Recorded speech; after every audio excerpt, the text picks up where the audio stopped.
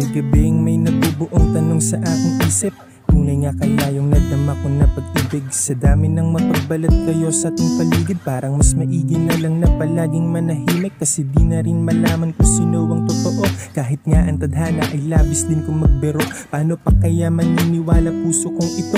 Kung sa panahon ngayon lahat ay para ng laro. Malulunod sigurado pag malalim magmahal. Kung mababaw naman iiwanan ka rin pagtagal. Kahit mahigpit ang kapit ay posibleng matanggal. Lalo kung di para sa isa't isa sa may kapal. Kung tunay man pag-ibig na iyong hinahatid, masasaktan ka lang din kung hindi naman binabalik. Sabihin man nila umibig ka ng walang kapalit, hindi mo magugustuhan kung puro lamang topait. Masakit man na isipin pero ganyan talaga. Meron tao na hindi makita ang iyong halaga, lalo na sa mga panahon na hawak ka pa niya. Di rin siguradong hahanapin pag wala ka na. Kung sino pa ang bumuo sa'yo, siya rin palang wawasak. Ngayon kailangan mo na rin matuto na lumakad. Kahit mag-isa hanggang sa ang sarili mo mahanap.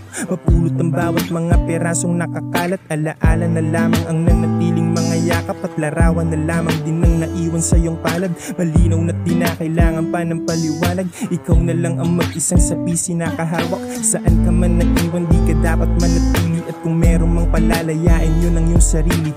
Huwag ka rin pumayag sa pag-ibig na pinilit. Kung hindi ka man piliin, di kailangan na ipilit. Tapos na ang kahapon at ito ay nagdaan. Mga aral na lamang ang dapat mo natandaan. Wala sa kanya ang pag-ibig na iyong inaasam. Ang pagmamahal na tunay na sa'yo lang din naman.